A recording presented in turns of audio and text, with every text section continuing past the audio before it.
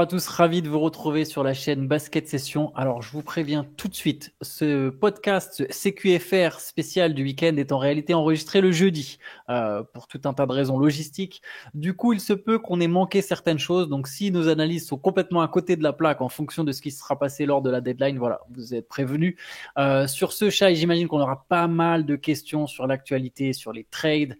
On va essayer de pas trop dézinguer Nico Harrison, notre nouveau pote.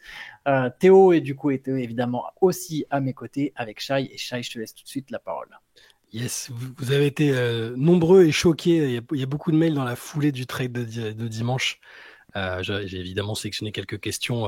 C'est très très centré sur l'actualité chaude. Hein. Ne vous inquiétez pas si vous avez envoyé des questions qui traitent d'autres choses. Elles seront répondues un peu plus tard. Mais on va commencer donc par une question de Vincent. Bonjour, une fois les émotions de ce trade, celui de Luka Doncic à Los Angeles, une fois les émotions de ce trade passées, il me fait me poser pas mal de questions, que ce soit du côté des Lakers ou des Mavs. Mais du côté des Mavs, si je décide de lâcher Luka, mes premiers choix seraient Victor Wembanyama en premier, Giannis Antetokounmpo en deuxième, et même en troisième, je regarderais d'abord un Anthony Edwards. Pensez-vous réellement qu'ils avaient ciblé Anthony Davis en premier choix? Et également, qui vous auriez-vous ciblé? C'est la question à 50 millions de dollars, en fait. C'est pourquoi Anthony Davis spécifiquement. Manifestement, parce que Nico Harrison en démord pas, quoi. Il avait ciblé Anthony Davis, il voulait Anthony Davis, c'est la clé de leur succès aujourd'hui et demain. Et moi, je me dis, j'ai l'impression, en théorie, je me dis, bah non, mais c'est Rob Pelinka, il est trop fort, quoi. Il l'a hypnotisé au téléphone pour lui extorquer Luka Doncic. Mais manifestement, Nico Harrison voulait Anthony Davis. Ça, c'est la réponse officielle à laquelle on est obligé de se tenir pour l'instant. Parce qu'il n'y a rien d'autre qui explique sinon qu'il n'ait contacté que les Lakers, en fait. C'est ça. Rien n'explique. Moi, pour le coup, ça aurait pas été Anthony Davis ma première cible. Si vraiment je voulais me débarrasser de Luka Doncic, mes premiers coups de téléphone, c'est Denver, qui raccroche en voyant mon numéro de téléphone s'afficher, ou alors ils disent ah bon, si c'est pour Michael Porter Jr. on peut s'arranger, sinon on se verra une prochaine fois. Deuxième coup de téléphone, je pense que c'est effectivement comme Antoine en avait parlé pour Milwaukee. Si tu peux ajouter effectivement Giannis Antetokounmpo à la place de Luka Doncic, j'aurais pas fait le trade malgré tout, mais ça a du sens. Et sinon, effectivement, OKC, et peut-être effectivement Anthony Edwards, parce que Victor Wembanyama, c'est même pas la peine d'appeler les Spurs. Tu sais que c'est même pas la peine. Là, t'as beau avoir tous les arguments que tu veux, tu l'auras pas. Mais au-delà de ça, il y a personne en fait. Il y a personne. Et tout ça, encore une fois, je le reprécise encore une fois, c'est si on me force avec une arme à feu à vouloir appeler pour me débarrasser de Luka Doncic. Mais Anthony Davis. Et encore une fois, non, faut le redire. On n'a rien contre Anthony Davis. Il a fait une saison fantastique l'an dernier. Il fait une superbe saison cette année. C'est un des meilleurs two-way players de la ligue sur son poste. Pas de problème. C'est un super joueur. Juste, il n'est pas dans cette catégorie-là. Donc Anthony Davis, j'y pense même pas. Je sais même pas si ça m'effleure l'esprit de penser à Anthony Davis comme à tout un tas d'autres super All-Stars, multiples All-Stars. Lui, il est même dans la liste des 75 meilleurs joueurs de tous les temps. C'est dire à quel point il est fort. Mais jamais je pense... Enfin, Anthony Davis... Ouais, J'y pense pas. Wembanyama, évidemment, tu vas te faire. En fait, Wembanyama, Giannis, Jokic, c'est les trois seuls choix qui pour moi ont un sens, mais c'est les trois où tu sais que tu vas te manger un refus. D'ailleurs, apparemment, ils auraient quand même contacté les Bucks en tout premier, mais on ne sait pas à quel point c'est vrai. Lui a dit le contraire, donc c'est un peu bizarre, on ne sait pas trop. Donc on va quand même peut-être plutôt croire sa parole à lui que celle des rumeurs. On peut penser qu'il a effectivement fait que les Lakers. Mais voilà, il y en a qui pensent qu'il y a quand même eu d'abord un contact auprès de Giannis, auprès des Bucks pour avoir Giannis. Mais Giannis, Jokic et Wembanyama, tu sais que c'est non. Par contre, derrière, je pense que n'importe quel joueur NBA est presque disponible. Alors non, bien sûr, le Thunder va pas faire chier, ils sont bien placés. Mais si tu es dans vraiment ce truc, tu veux un intérieur défensif.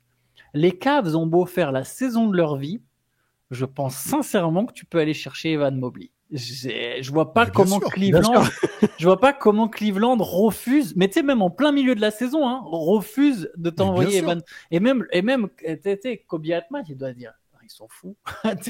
Ils sont malades. Et en plus, t'as pas que Mobley avec. Hein. T'as sans doute Mobley. J'ai mis Mobley en pièce centrale parce que c'était pour Anthony Davis, mais je pense que t'as Garland avec. Je pense qu'en fait, t'as Mobley et Garland contre Luka Doncic, tu vois. Donc, il y aurait ça. Je pense qu'Anthony Edwards, tu vas tâter le terrain, c'est évident. Edwards, je tente avant Anthony Davis. Je tâte le terrain pour Anthony Edwards. Je vais même t'as parlé du Thunder. Alors, je pense que le Thunder ferait pas un trade, mais je vais te voir pour Holmgren et Jalen Williams. Je vais voir, en fait. Je vais leur dire, votre gars, au final, c'est Shea. Vous avez Hartenstein. Là, avec Shea et Doncic, vous êtes sûr d'être champion, tu vois. Je tente ce genre de choses et j'ai Holmgren et Jalen Williams. Tu vois, des trucs comme ça où je suis à la fois fort et à la fois je suis sur le futur parce que Nico Harrison, il nous dit, ouais, le présent et le futur sur 3-4 ans. Kyrie, il peut être free agent cet été. Anthony Davis va le prolonger. Il va y avoir beaucoup d'argent à fournir pour des mecs qui sont vieux et pas très durables. Et deux petits derniers. Si vraiment, je pense que je préfère Davis que Adebayo, mais par contre, Miami, je prends Adebayo et Tyler Hero. Et là, tu vois, pareil, ça se discute pour moi. C'est peut-être. Effectivement, là, je peux comprendre qu'on puisse préférer Anthony Davis, mais sur l'âge, j'aurais pris Adebayo et Tyler Hero, tu vois. Et pareil au niveau d'Orlando, mais comment je tente pas je pense que le Magic, mais tous les jours, il te donne soit Banchero, soit Wagner, et il te donne Anthony Black avec. Et si tu es très fort en négociation, tu peux peut-être avoir Banchero et Wagner. Tu vois, en fait, c'est ce niveau-là. On n'exagère pas sur Luka Doncic. On est vraiment sur un mec qui était considéré comme absolument intransférable, qui est considéré comme ah ben non, il a trop de valeur, ça sert à rien. Eh ben non, il a fallu qu'il y ait un gars qui le transfère contre Anthony Davis et un pic. Apparemment, il boit des bières après les matchs de temps en temps, donc c'est normal. Ah bah oui, c'est logique.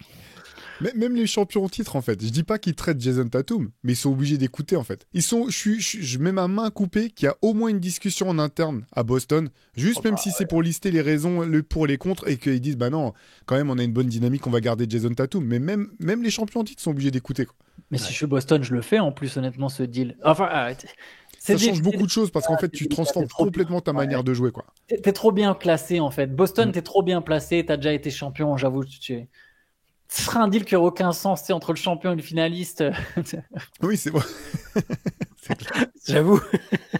Ça n'a aucun sens. Ça n'a jamais dû être fait en plus. C'est marrant, quoi. Il y a une autre question qui est un peu sur de faisabilité de trade. Henri qui nous dit: j'ai commencé à supporter Dallas avec Doncic, j'ai 13 ans. J'imagine pour les ados, c'est dur quand tu supportes une équipe pour un joueur. Donc voilà. Et je vous avoue que j'ai absolument pas compris le trade. Je me posais quand même une question. Est-ce que vous auriez fait un trade Irving et 1 ou 2 picks contre Anthony Davis? Pour les Mavs, oui.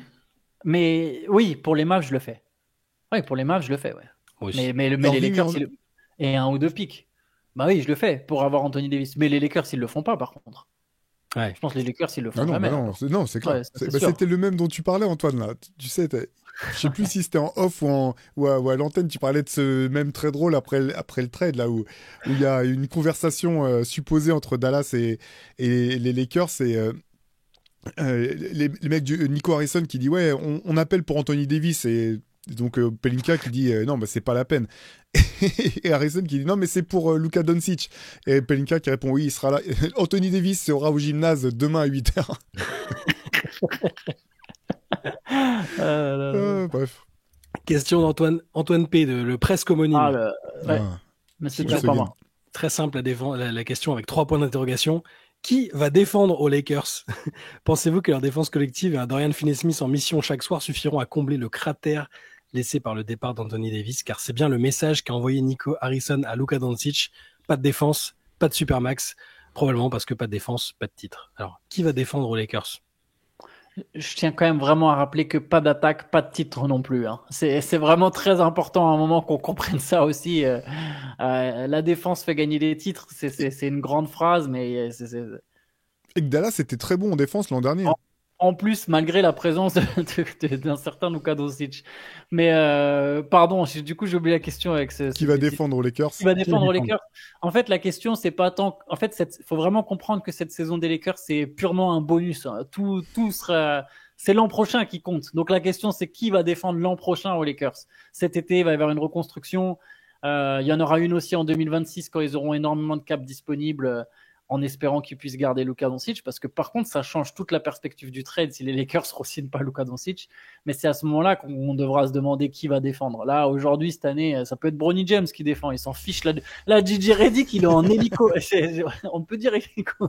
Je sais pas si ça passe sur YouTube, mais tous les matins, vers 8h37, tu vois, il se tape des danses très, très endiablées, quoi. On peut dire qu'il s'en fiche de ce qui se passe sur le terrain, quoi. Après, c'est vrai qu'au moment où on enregistre, on ne sait pas ce qui sera passé dans les dernières heures de la deadline. Donc peut-être qu'il y aura quand même un peu de renforcement défensif. Mais je suis d'accord avec toi, Antoine. En fait, ils s'en foutent. De toute façon, les Lakers, mais ils ont déjà gagné, en fait. Ils ont gagné la guerre des trades, en fait. Ils sont en place pour 10 ans, en fait.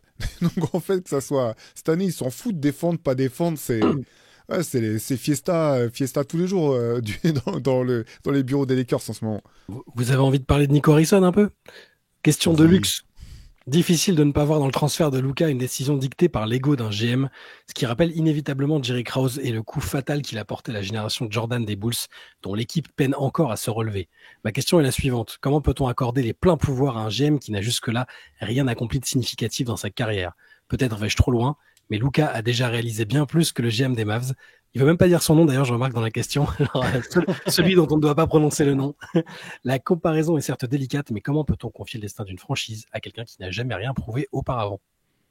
Je mets un petit mot sur Jerry Krause. En plus, j'ai mis mon sweat des Bulls. Là. Je trouve quand même que c'est assez injuste l'image qui reste accrochée à Jerry Krause. C'est quand même lui qui a construit aussi les deux équipes qui ont réussi les three-peats de Chicago.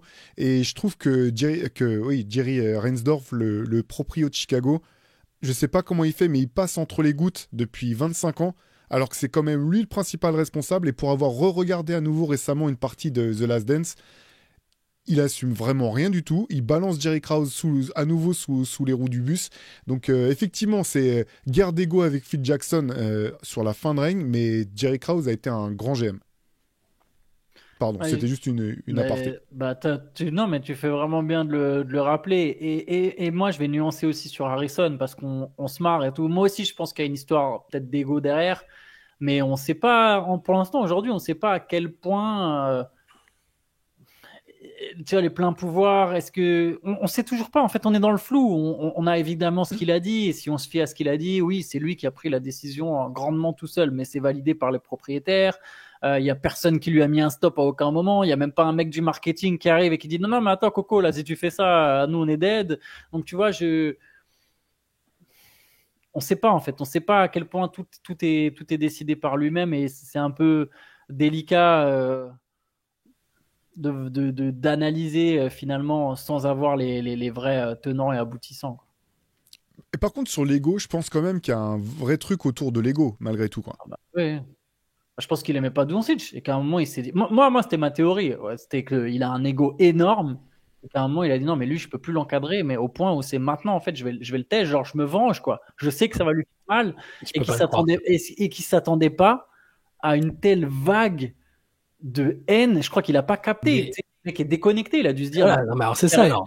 Je récupère, non mais tu sais d'ailleurs c'est ce que dit Windhorst croit à aucune théorie du complot. Et il dit non, mais c'est juste en fait as it is, quoi. Et que le gars est déconnecté de ce qui se passe en NBA au point où il n'a pas capté, il s'est dit superstar. Au final, rappelez-vous le trade de Kyrie Irving. On n'était pas sûr que ça allait marcher, hein. Ça a bien tourné. Moi, je pensais que c'était un fiasco. Sur le coup, ils ont quand même lâché des assets quand aucune autre équipe allait chercher Kyrie Irving. Ils ont mis des pics et tout, parce que lui, il s'est dit, c'est une superstar, c'est bon, ça va marcher. Et là, il y a peut-être le même truc de non, mais de toute façon, je récupère une autre superstar. Donc les gens, ils vont se dire que c'est un transfert entre superstars. Tu vois, il a pas vu la différence entre Anthony Davis et Luka Doncic, quoi.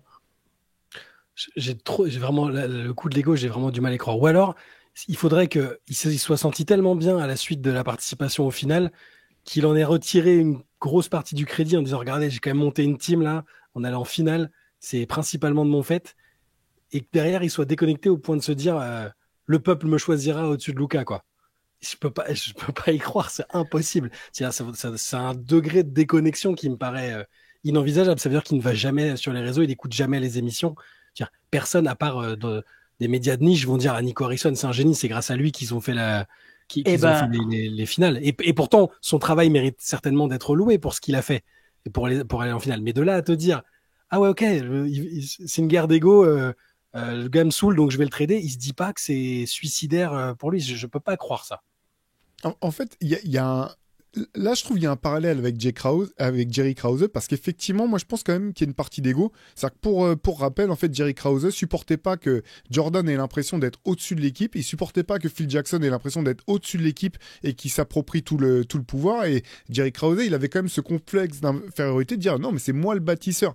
Et du coup, par retour, lui, il s'est vu au-dessus de l'équipe aussi, au-dessus du talent. Et je pense que pour Nico Harrison, il y a peut-être ça, en fait, quand tu entends les propos sur la culture, sur on voulait des gens qui fassent ceci, cela, j'ai l'impression qu'il y a un petit peu ce côté de se leurrer, de se dire, non, mais moi, je suis assez malin pour pouvoir assembler une équipe qui va compenser la perte d'un talent comme Luka Doncic, et on sera mieux sans un talent pareil. Et c'est là, en fait, où je parle d'ego, c'est dans le sens où je pense que, en fait, quelque part, c'est pas faux de dire qu'aucun joueur n'est au-dessus de l'équipe. N'importe quel joueur, malgré le talent, a besoin de l'équipe. Tu as besoin de bâtisseurs, mais en fait, c'est un écosystème, c'est un échange.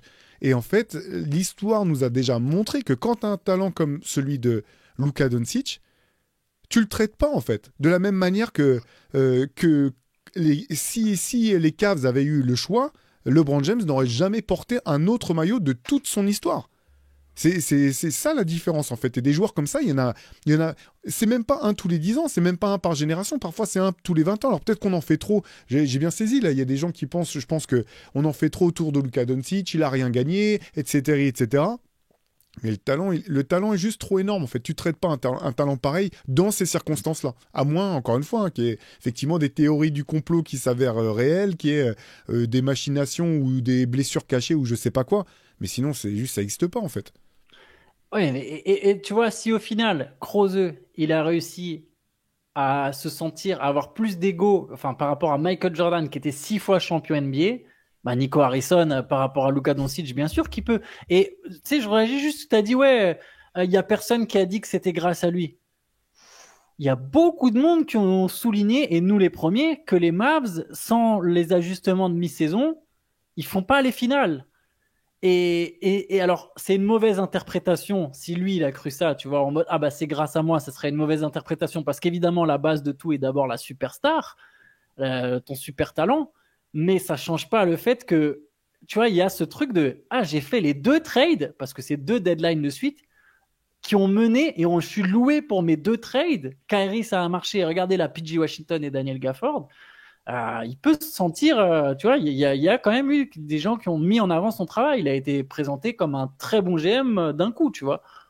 Ouais, mais je veux dire, juste il allume la télé, il voit que tout le monde parle que de Luka. En ville, il doit bien prendre la température. Les mecs, les 3 quarts étaient déjà prêts à lui mettre une statue à Luka pour les avoir emmenés en finale. Enfin, bon, après, bon, on verra, tu le disais Antoine, avec le temps, on verra quel est le degré quelle est la marge de manœuvre qu'il avait vraiment là-dedans, quelle est sa part de responsabilité, ou est-ce qu'il a juste écouté un ordre venu d'en haut. Parce que là aussi, que personne ne soit intervenu en haut lieu, même si c'est pas des gens qui connaissent le basket, c'est bon. Écoutez, on verra quoi. Mais J'ai juste une autre comparaison là. À l'époque, Allen Iverson aux Sixers. Combien de fois Larry Brown est allé voir le staff en disant non mais je peux pas avec ce mec-là, il défend pas, il veut pas s'entraîner dur, c'est un problème sur le terrain, il veut pas jouer the right way comme on m'a appris à North Carolina. Mais le GM jamais, chaque fois il a dit mais jamais de la vie, on traite pas Allen Iverson dans son prime, c'est à toi de te débrouiller pour faire fonctionner ça. Et ils ont quand même fait une finale NBA face aux Lakers avec une équipe que je mets au défi la plupart des superstars de l'époque d'emmener en finale. Et en fait c'est ça en fait quand t'as un tel talent. C'est juste, ouais, il est chiant, Luka. Il veut pas défendre.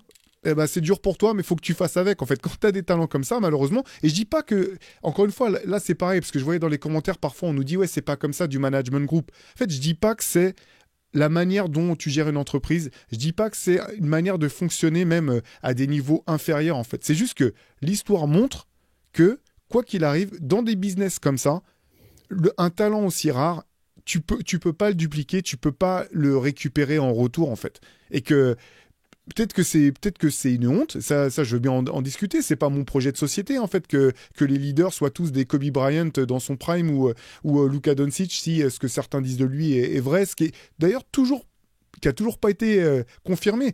Là aussi, je me rappelle Russell Westbrook là qui se faisait allumer constamment par les médias en disant ouais, c'est pas un bon leader et tout. J'attends toujours un commentaire d'un de ses anciens coéquipiers qui disent ouais, Russell Westbrook c'était chiant, à part Kevin Durant peut-être sur des burner accounts qui te disent non, c'était une plaie de jouer avec Russell Westbrook. Donc il y a ça aussi. Question de Youssef qui veut revenir sur une déclaration de Giannis qui, selon lui, est passée un peu inaperçue à la suite du transfert de Doncic. Giannis a dit un Européen va devenir le visage des Lakers. C'est quelque chose de nouveau venant d'Europe et ce n'est jamais arrivé auparavant. Tu sais ce que je veux Luka aux Lakers, je veux Nikola Jokic aux New York Knicks, je veux que tous les Européens aillent dans les grands marchés pour voir quelque chose d'incroyable. On sait tous que Giannis est une personne intelligente qui pèse chacun de ses mots. Donc avec cette déclaration où il rêve de voir tous les Européens truster les gros marchés, le Grec ne vient-il pas tout simplement de déclarer officieusement qu'il est transférable et qu'il veut rejoindre un grand marché? Luka à LA, Nikola Jokic aux Knicks, où verriez-vous Giannis? Rejoindre la baie de San Francisco, un des ennemis jurés chez les Nets ou aux Clippers, ressusciter les Bulls. Voilà, il faudrait savoir ce que vous pensez de ce qu'a dit Giannis Antetokounmpo. Non, Il le moi disait je en pense. plaisantant. Ouais, Cette ouais, phrase-là, c'est il le ça. disait en plaisantant quand même. Faut juste Moi, je remettre pense un que c'est peu de une contexte. mauvaise interprétation. Et effectivement, c'était de la blague.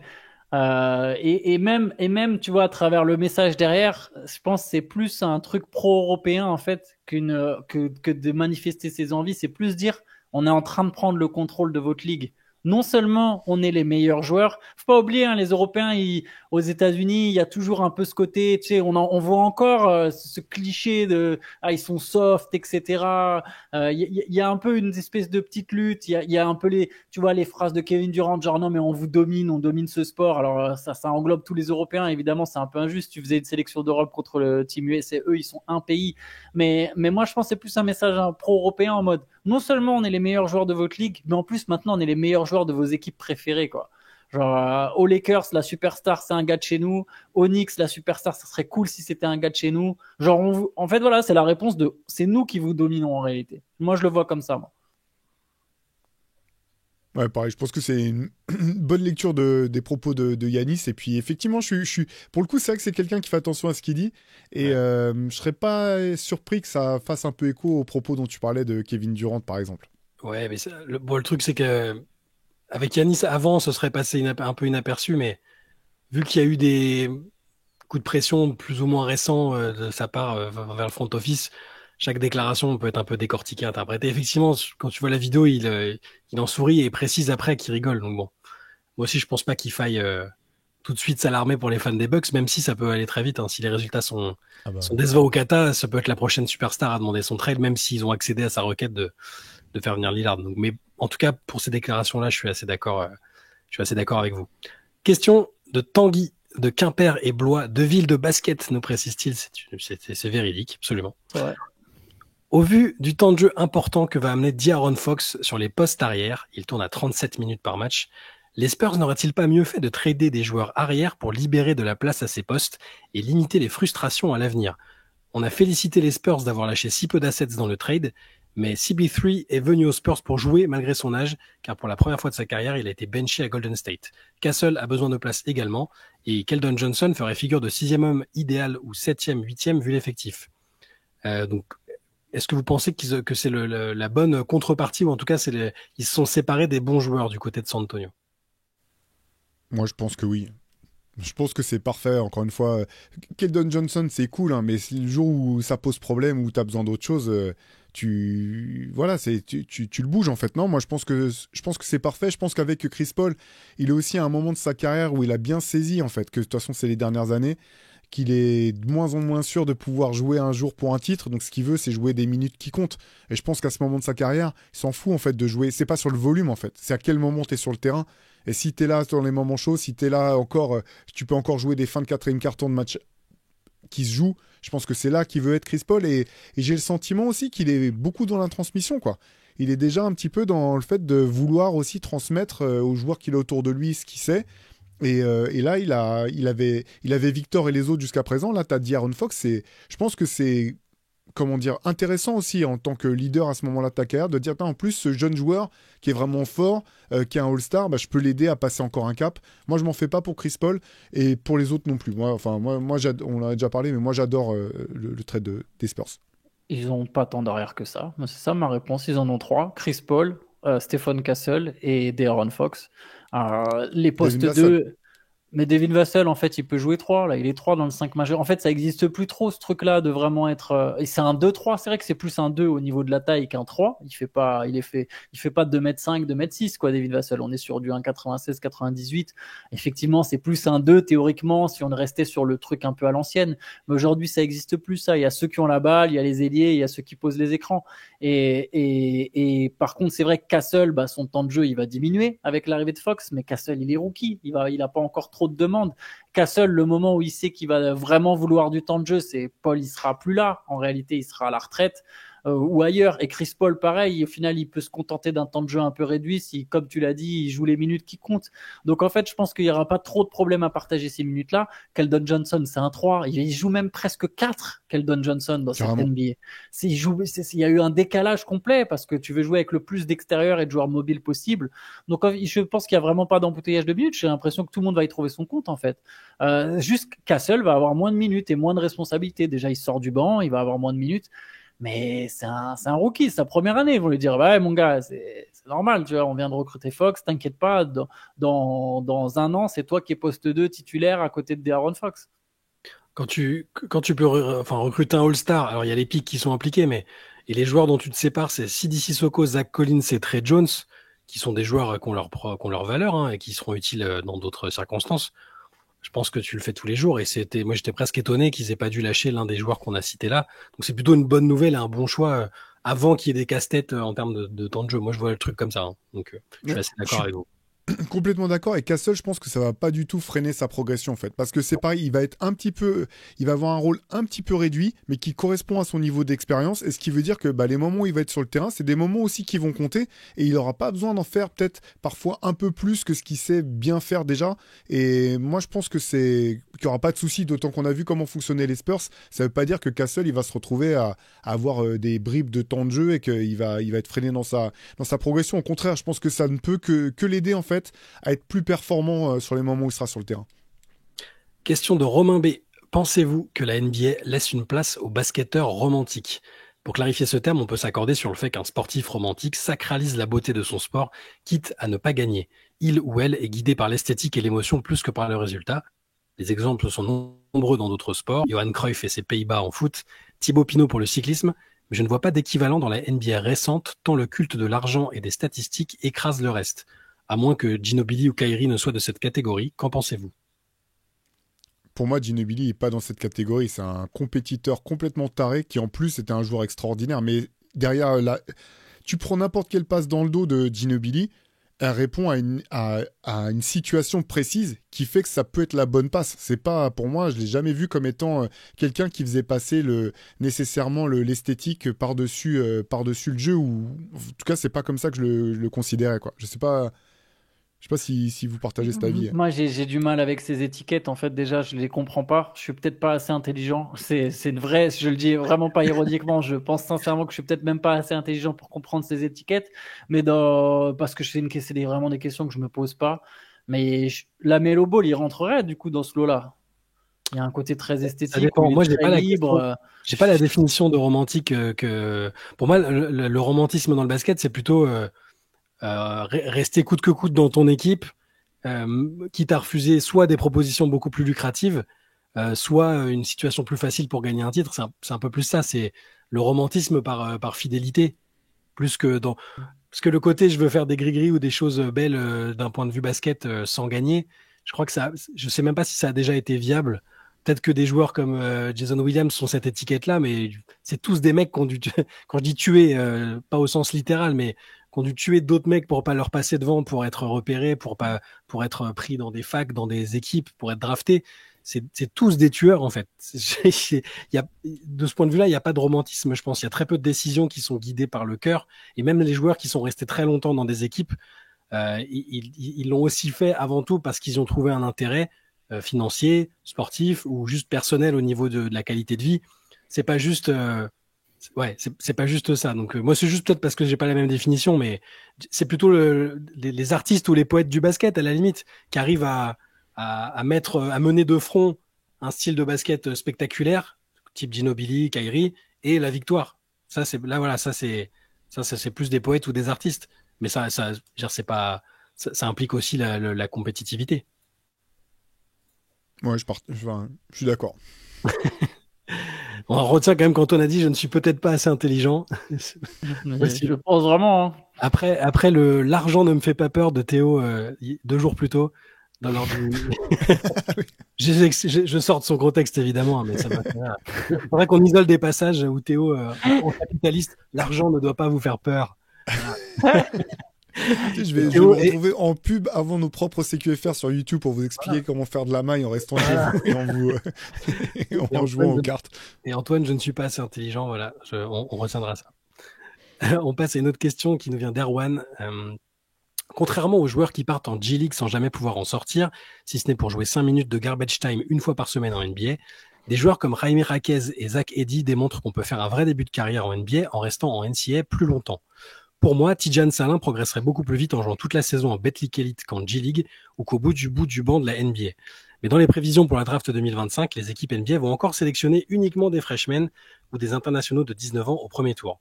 Le one and done étant poussé jusqu'à l'absurde avec le duo de Rutgers, Dylan Harper et Ace Bailey, qui pourraient faire 2 et 3 de la draft 2025 après une seule saison NCAA et un bilan tout juste à l'équilibre pour leur équipe. Pour booster les audiences de la NBA, ne faudrait-il pas s'inspirer du basket féminin et profiter de la popularité intacte de la March Madness en NCAA et du Nile pour former sur 2 ou 3 ans de vrais superstars universitaires que le grand public aurait envie de continuer à suivre en NBA? C'est-à-dire les empêcher de sortir de...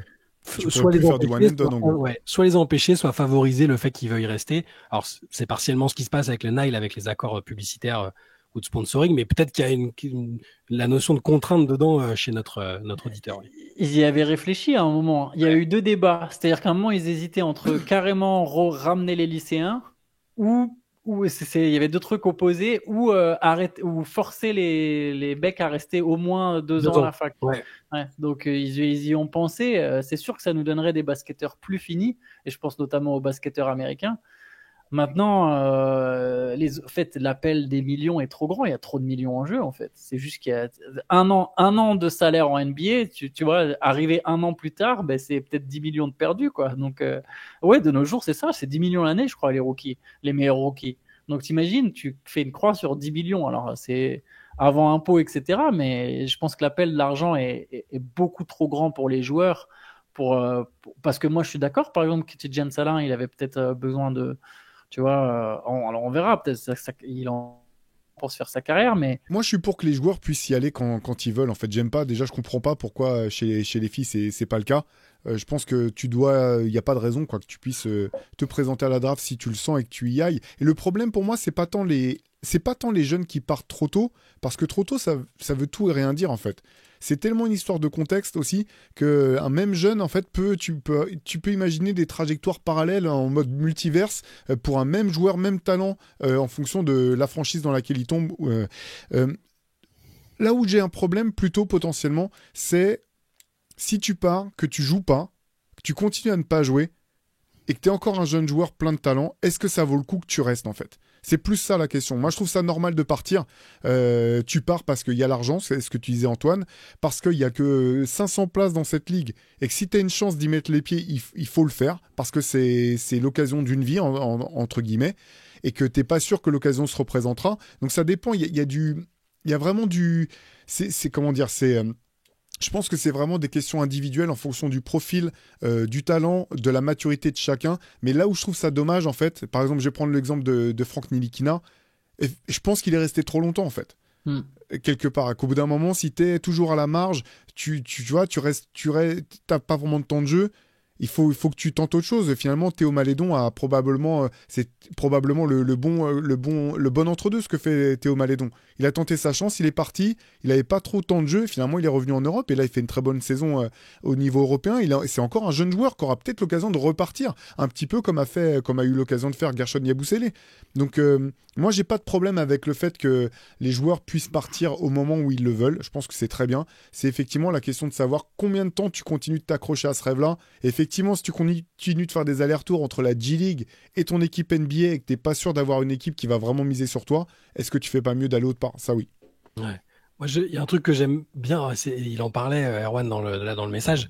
Chez les filles, oui, il y a une vraie identification. Alors, elles sont obligées, ce qui me paraît aussi Bon, ça a été fait pour des raisons différentes aussi, et puis elles avaient encore moins avant qu'aujourd'hui la possibilité de gagner beaucoup d'argent en sortant de l'université et en devenant pro, c'est quand même un tout petit nombre. J'aime le fait que Caitlin Clark, elle est identifiée à la fac d'Iowa, Paige Bakers à UConn. Il y a une vraie identification et ça donne encore plus d'intérêt à la NCAA féminine pour moi qu'à la NCAA masculine où il y a beaucoup de one and done. Mais je me verrais pas obliger quelqu'un à partir plus tôt, à partir plus tard, à renoncer à... Je veux dire, tu me mets moi devant la possibilité de gagner entre 5 et 10 millions d'euros tout en jouant au basket. Et en plus, théoriquement, tu crois en toi. Tu te dis, s'il y a une équipe qui m'a pris en 5, en 6, en 7, je vais leur montrer. Pourquoi je vais rester au niveau universitaire alors que mon rêve, c'est la NBA et que je peux y aller. Donc oui, après, c'est des choix individuels, des situations qui te poussent ou non à t'accrocher. Et j'en veux même pas à Frank Ntilikina de s'être accroché, par exemple. Je peux comprendre le fait qu'ils se disent, mais attends, on m'a dit que j'avais le potentiel. Je sais que j'ai le potentiel. Il y a une équipe qui m'a drafté très haut. C'est peut-être une question de contexte finalement, tu vois. Et cette équipe, la deuxième équipe me donne pas ma chance. Tiens, à Dallas, c'est une petite éclaircie. Peut-être que les gens vont me voir comme un spécialiste défensif. Puis finalement, ça prend pas pour diverses raisons. Mais non, t'as raison. Je suis plus pour que les joueurs et les joueuses maintenant puissent choisir, parce que il y a pas de situation pareille. Donc mais par contre, en tant que spectateur, j'aime beaucoup le fait qu'on retrouve les mêmes joueuses chez les filles sur 4 ans, 3 ou 4 ans, parce que ça, voilà, il y a une continuité et un sentiment d'identification. Après, tu as envie de continuer à suivre cette fille-là en WNBA. Ça fait un peu ça parfois aussi chez les gars, mais il reste de plus en plus rarement en an ou deux. Donc voilà. D'autant qu'il va falloir voir comment ça évolue aussi au niveau universitaire. Il y a plusieurs entraîneurs qui se plaignent, notamment il y a Laranaga qui était le coach de l'équipe universitaire de Miami qui a pris sa retraite de manière anticipée en expliquant que lui il en pouvait plus en fait avec le NAL où effectivement les coachs sont plus vraiment autant en contrôle que ce qu'ils pensaient, que finalement c'est même j'entendais Gino Auriemma dire mais il faut qu'on arrête de parler de sport amateur, c'est déjà du sport professionnel en fait. Il y a de l'argent en jeu, les gens veulent se montrer et maintenant avec le principe du portail où tu peux transférer, ce qui est une bonne chose, hein, encore une fois, pour la liberté des joueurs, tu peux dire non, mais en fait, moi, je veux gagner de la thune, donc en fait, je préfère aller jouer à USC, même une saison, et puis, par contre, si j'y vais, je veux qu'on me donne mes minutes, et tu te dis, ça se trouve, c'est une version rémunératrice du AAU à terme, tu vois, on sait pas encore vers quoi ça va tourner, donc bon, je suis partagé sur ces histoires-là, sachant en plus que l'université, bien sûr, il y a tout un folklore, il y a ce que tu disais, Shai, c'est l'occasion de s'attacher à des joueurs, des joueuses, des histoires, mais bon, c'est quand même un système qui profite du talent des joueurs et des joueuses depuis des décennies. Donc, c'est pas non plus pour moi la panacée, ni forcément en termes de formation. Alors, ça dépend. Dans certaines facs, on le sait, tu vois. Longtemps, on a chanté les louanges des joueurs passés par Villanova avec Jay Wright. Là, à UConn, manifestement, il y a quelque chose qui se passe avec Hurley, quoi. Les joueurs, ils sortent, ils sont prêts à jouer, ils sont coachables, ils ont appris des choses. Mais je pense pas que ça soit le cas de l'intégralité des universités américaines aujourd'hui. Non, c'est clair. Question qui va plaire à Antoine de Alika Villedmont. Existe-t-il une corrélation entre les médiocres performances d'une équipe et la laideur de son maillot? Si c'est le cas, les Hornets devraient-ils envisager un changement? Attends, non, parce que les Hornets, il est beau leur maillot. Alors peut-être que du point de vue... non, les Hornets, pour moi, c'est une des... Alors leur maillot... Ou alors ils sont trop mauvais pour justifier la beauté de leur maillot, peut-être. Oui, voilà, c'est plus ça, ouais, parce que ça doit être ça. Parce que les Hornets, alors ils ont pas maintenant, c'est pas la plus belle version du maillot des Hornets, mais ils ont la plus belle... une des plus belles identités visuelles. Évidemment, la question humoristique, mais ce que je répondrais, c'est que c'est très chiant quand il y a une équipe qui est forte et qui a un maillot dégueulasse, quoi. Alors, franchement, je peux pas acheter un maillot d'Yanis, c'est impossible. Je peux pas, je peux juste pas, parce que le maillot des Bucks, voilà. Moi j'aime bien le Cream City là. Ça, Cream City. Moi, je veux pas donner d'argent à Nike pour les maillots édition là, les City édition. Ça c'est de l'arnaque. Il y a 99% des maillots City, ils sont éclatés contre un arbre. Le reste, c'est les mêmes que l'an dernier, mais t'as changé une couleur. Non, ça va. Ils se foutent de notre gueule. Les seuls qui sont beaux, ils sont plus jamais disponibles en ligne. Tu peux jamais les acheter. Non. Ne vous étonnez pas s'il n'y a pas de pub Nike dans Non, mais à un moment, il faut leur dire les choses. Moi, j'aime bien Nike, j'aime bien la marque, mais faut pas se foutre de la gueule du monde non plus. On peut faire un parallèle avec le foot. Pardon, je réagis sur un autre débat, mais c'est important. C'est quand même quelque chose d'important.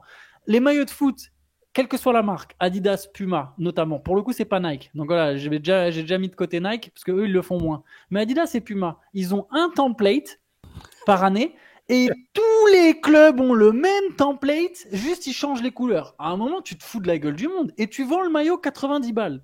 Non, mais. Minimum, Ouais, minimum. Sur le flocage. Genre, tu vois, c'est vraiment. En fait, tu nous dis, vous êtes bêtes, vous êtes stupides. Et après, on leur dit, oui, on est stupides. Non, mais donc, ouais, bref. Mais par contre, oui, c'est mieux quand une bonne équipe a un beau maillot. Et les montages de Luka Doncic avec le maillot bleu, un peu des Lakers, bah, je suis désolé, mais ça passe tellement mieux que le maillot des Mavs. Impossible d'acheter un maillot des Mavs. Qui va acheter Comment t'achètes un maillot des Mavs à part. Tiens, faut vraiment aimer Luka Doncic, quoi. Bah, au moins, plus personne va l'acheter leur maillot. Mais... Ils vendent des maillots d'Anthony Davis aujourd'hui et demain. J'ai jamais vu quelqu'un acheter un maillot d'Anthony Davis, même aux Lakers. T'as déjà croisé un mec avec un maillot des Pelicans? Ouais, j'ai déjà vu du Zion. C'est une bonne question, mais je pense que s'il y en a eu, c'était plus, je pense, effectivement, des Pelicans que des Lakers, quoi, pour Anthony Davis. Tu crois pas? Ouais, peut-être de Zion, mais d'Anthony Davis aux Pelicans, j'ai jamais vu. Hein. mais peut-être, après, je fais pas assez gaffe, pour être honnête. Après, puisqu'on parle de maillot, vas-y, Chaïcha. Ah non, vas-y, reste sur la thématique, vas-y. C'est un truc qui avait... C'est thématique maillot, mais pas basket, donc si t'as quelque chose... Non, vas-y, du tout. Non, j'ai découvert de manière très surprenante, enfin j'étais surpris ça, parce que j'aime beaucoup le rugby, malheureusement par manque de temps je suis plus du tout, et là en tombant sur des matchs destination j'étais hyper étonné de voir les noms des joueurs au dos des maillots de la sélection, là. On m'a dit que c'était plus ou moins récent, j'avais pas suivi cette évolution. C'est très très récent, ouais. Bah, à la base, dans l'esprit du rugby, il n'y a pas d'individualité, c'est le collectif, bah, ouais. Le pack, la mêlée, enfin, vous voyez quoi. Non mais oui, bah après c'est un sport qui grandit aussi en termes de business, et puis l'équipe de France, et dans le championnat de France. Alors, le championnat de France dans le top 14, il n'y a pas les noms des maillots encore. Enfin, vous me corrigez si je dis une énorme bêtise, hein, mais c'est voilà. En tout cas, c'est avec les sélections là, j'ai vu, mais pas que l'équipe de France, hein, d'autres nations aussi, des destinations. Ah ouais, du coup, tu sens que c'est pas dans leur culture parce qu'en fait, le nom, t'as l'impression qu'ils ont pris la typo de base qu'il y a dans Paint ou dans Word quand t'allumes ton ordinateur, quoi. Tu sais, c'est pas du tout mis en avant, c'est un entre-deux très étrange. Alors, si vous voyez Théo avec un maillot Antoine Dupont prochainement, ne vous étonnez pas. Voilà. 2 questions WNBA que je me suis permis de sélectionner parce que ça me fait plaisir d'en voir. Je suis toujours content. T'as bien raison. La première nous vient de Kikish, notre fidèle later, qui nous dit j'ai une question sans doute pour Shai, mais la vie des autres m'intéresse aussi. Pensez-vous que la WNBA peut être impactée par la réélection de Donald Trump? Je ne connais pas bien la ligue et ses propriétaires, mais en NBA, ce sont loin d'être les plus progressistes. Et on voit bien avec les pignoufs de la tech que ces gens retournent facilement leur veste en fonction d'où vient l'odeur de l'argent. Au-delà des propriétaires, ne peut-il pas y avoir aussi des effets directs de l'État américain? Voilà. La question de Kikish, est-ce que ça peut impacter? Moi, je peux répondre rapidement. Je dirais que de toute façon, l'argent primera toujours sur tout, même sur les opinions politiques. Donc, de toute façon, si la WNBA elle est rentable économiquement parlant d'une manière ou d'une autre, il pourrait y avoir le pire des misogynes à la tête des franchises, etc. Ce que tu veux. S'il fait sa thune, il sera très content de faire sa thune. Confère Donald Sterling avec les Los Angeles Clippers. Ouais. Il y a une petite différence, c'est que du coup là, et le paysage a beaucoup changé dernièrement en WNBA, les propriétaires entre guillemets problématiques ou qui avaient des opinions radicalement différentes de celles qui représentaient pas tellement le paysage des joueuses et des dirigeants, ont été évincés. Et la plupart des franchises sont maintenant possédées par, alors je dis pas que c'est Mère Teresa dans chaque board d'équipe, hein, mais il y a des anciennes joueuses, des gens qui sont un peu plus ouverts d'esprit, pas forcément qui n'ont pas forcément financé la campagne de Trump, comme c'est le cas dans beaucoup de franchises NBA. Donc j'ai l'impression que la WNBA, elle peut fonctionner comme une sorte d'entité un peu séparée. Il y a une phase ascendante, et je suis pas sûr que la présence d'un président plutôt qu'un autre va freiner ça. C'est les filles de la ligue et leurs propriétaires prennent un peu les choses en main elles-mêmes et eux-mêmes. Ça, je veux dire, elles investissent dans des trucs, elles sont de plus en plus représentées, elles créent des ligues alternatives pour plus avoir à s'expatrier. Enfin, il y a plein de choses qui me semblent être déconnectées de ce que peut faire un président ou pas. Après, il y a des lois qui sont juste soit liberticides, soit discriminatoires envers les femmes, envers la communauté LGBT, qui peuvent impacter la WNBA parce que c'est des franges de la population qui sont très représentées dedans. Mais j'ai pas l'impression que directement ça a un impact négatif.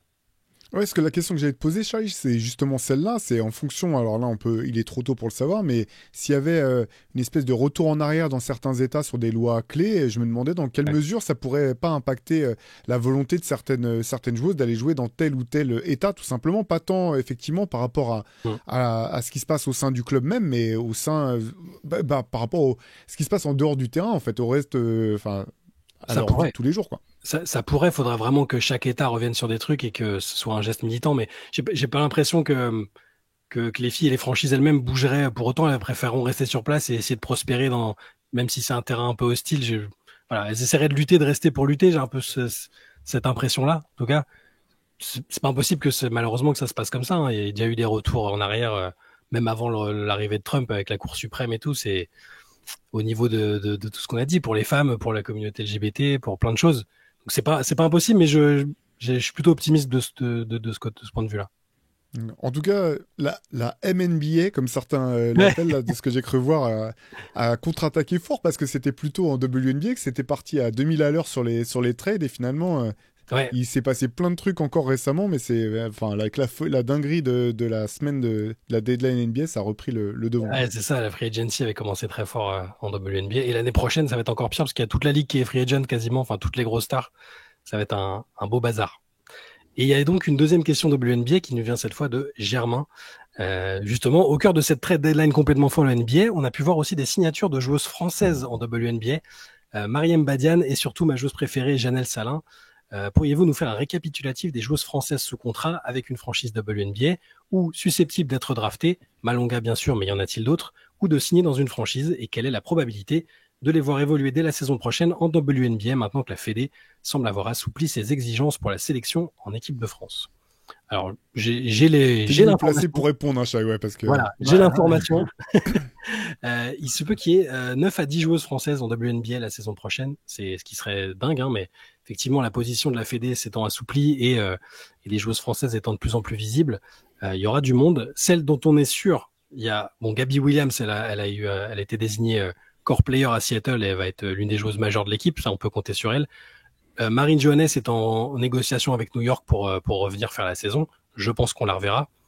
Mariam Badian, que Germain a cité, elle a signé un contrat de training camp au minimum, mais voilà, vu que c'est une joueuse expérimentée, on peut supposer qu'elle a des garanties et qu'elle devrait rester à Minnesota, donc le finaliste. C'est plutôt intéressant pour une première opportunité.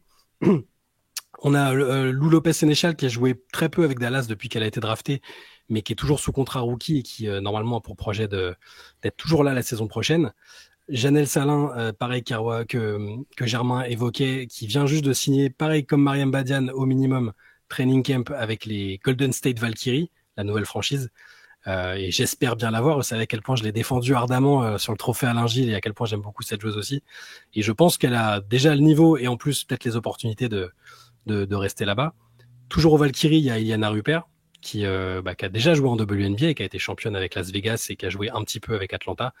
Elle sera, à mon avis, là aussi, je serais assez surpris si elle faisait pas la saison là-bas. Et il nous reste donc Dominique Malonga si elle est draftée et elle sera draftée, et si elle vient tout de suite, je pense qu'on la verra aussi. Hein, elle a très envie d'y aller et ça m'étonnerait pas qu'elle y aille.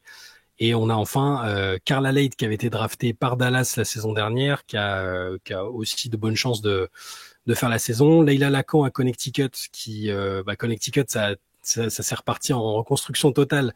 Il y a Rachid Méziane qui coach, donc je pense que les Français aussi. Voilà.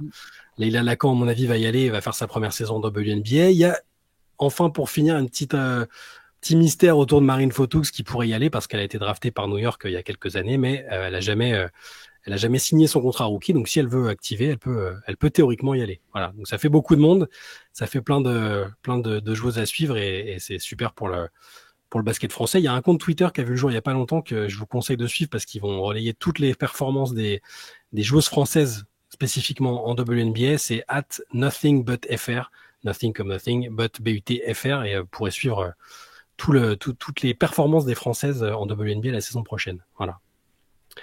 On peut passer à une autre question du coup, messieurs. Ouais. Redonner la parole. Merci pour le point, scandaleusement. Question d'Anthony du 07. J'ai découvert la NBA dans les années 2000 et comme beaucoup, j'ai adoré suivre des joueurs qui n'étaient pas des franchise players, mais qui pouvaient apporter une saveur particulière à un match avec un look inimitable, un nom, une sonorité clinquante. Pour ma part, je pense immédiatement à Eddie House, son numéro 50 et sa capacité. Mais oui. Je savais que ça te ferait plaisir, Théo.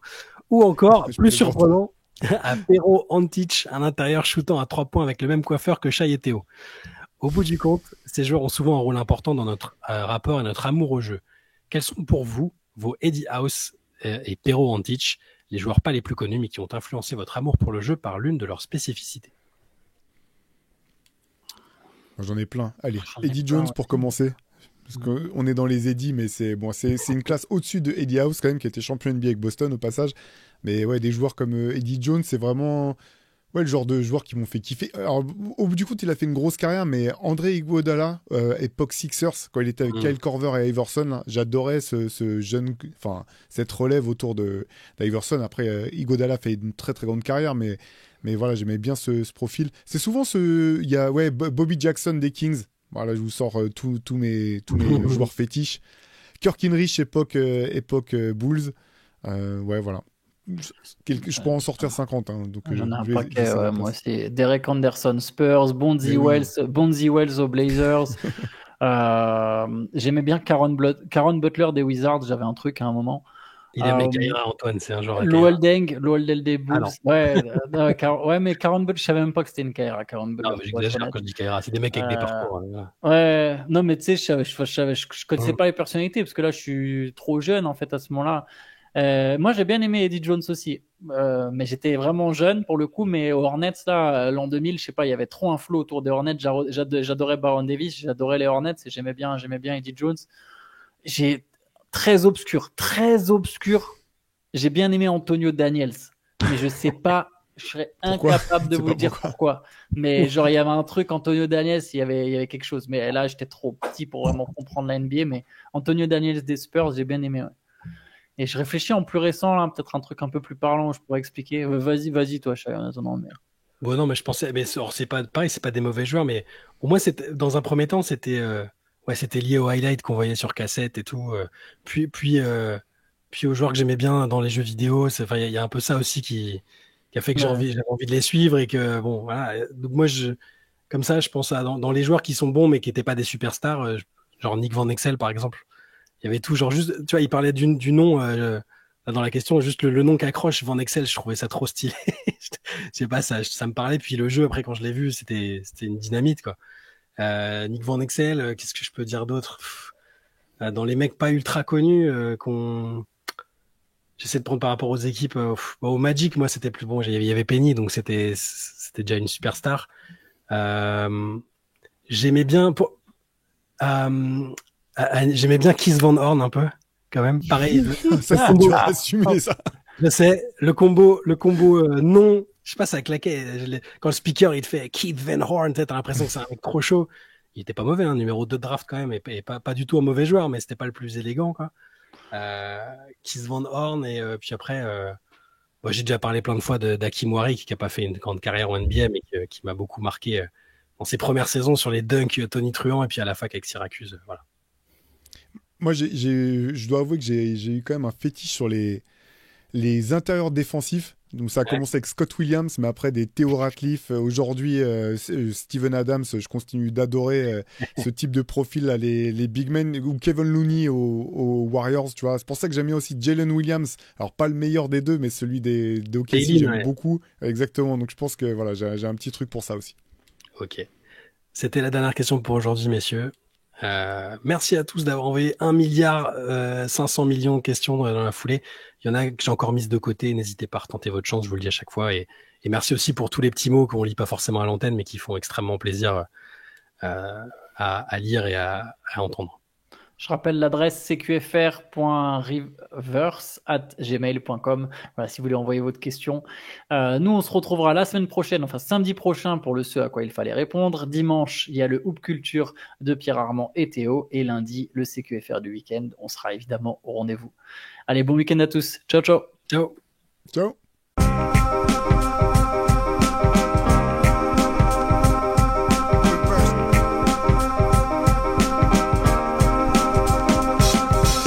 Is out there, and it's either play or get played.